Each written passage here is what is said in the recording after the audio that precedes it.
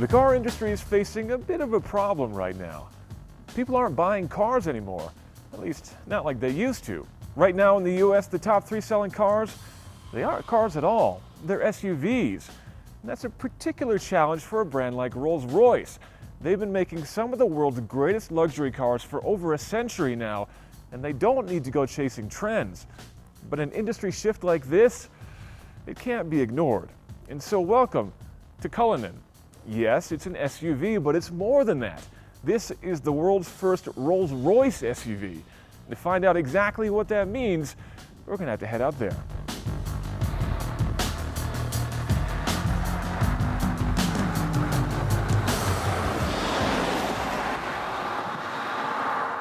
Named after the largest gem-quality diamond ever discovered, the Cullinan is meant to be an all-purpose Rolls-Royce. And to test that intent, we've come to Wyoming.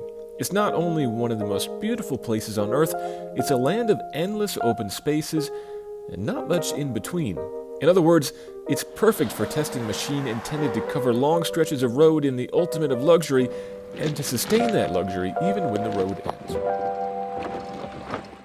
Cullinan rolls on a lifted version of the Phantom 8 platform and is powered by the same 6 3/4-liter twin-turbocharged V12, offering a whopping 563 horsepower and 627 pound-feet of torque.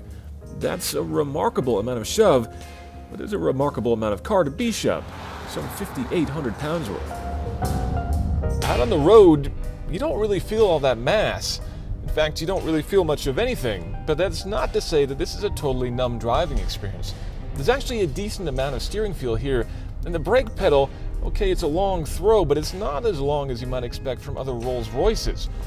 In fact, the driving dynamic here is quite a bit different than the Phantom that this car is based on, because while the Phantom is the kind of car that you're expected to be driven in, the Cullinan is the kind of car that you might actually want to take out and drive yourself. And so it's meant to be a little bit more involving, and you can definitely feel that from behind the wheel.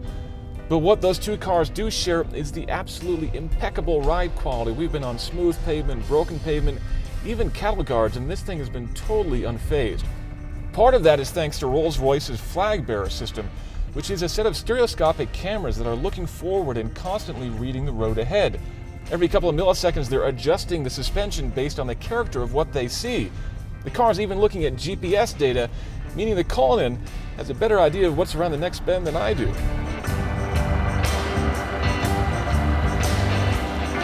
And what about when the road stops?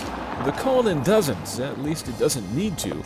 With one press of the Offroad button, the Rolls SUV lifts its air suspension an extra 1.5 inches and gets itself ready for whatever you want to throw it at.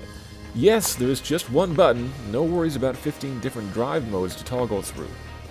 Even on road-based tires, the car was remarkably good on some impressively steep terrain, despite the lack of proper locking differentials.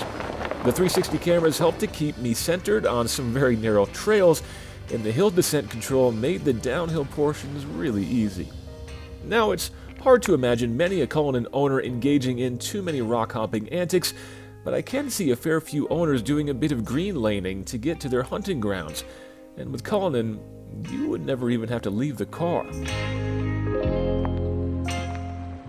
The Cullinan doesn't just share a platform with the Phantom, it shares an overall design language too. In fact, if you take a Phantom 8 and give it a little stretch, you wouldn't be too far off from what we have here. But of course, the back of the Cullinan is a hatchback. This isn't though where you're going to store your dogs or your groceries.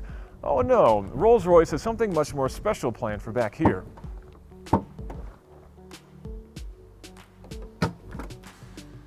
Now, right now we've just got a standard hatchback here, but Rolls will offer a series of what are called recreational modules, which might sound like something you'd get at your local dispensary. It's actually a lot more posh than that. You'll be able to plug in different things depending upon what you want to do with your car. So you can go hunting or stargazing or even drone racing from the back of your Cullinan, though I gotta say, I don't know too many drone racers who can afford one of these. The backseat of the Cullinan is where many owners will spend most of their time, being whisked away to whatever fantastic location their event planners have booked for them. And of course, this is an incredibly comfortable cocoon.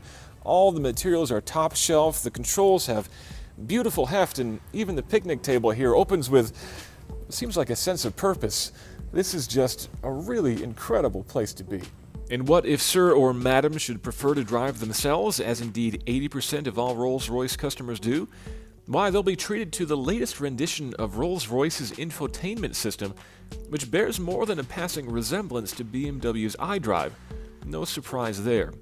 The rotary controller is the primary interface, but for the first time in a Rolls-Royce, there's a touchscreen. And yes, it even works if you're wearing white gloves, or black gloves, as it were.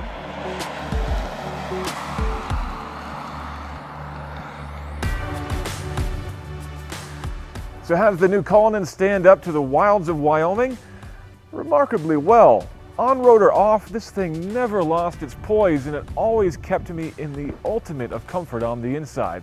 So if you're looking for a car that can take you from your hunting grounds to the polo grounds, from the back country to the back lot, this could be your next ride.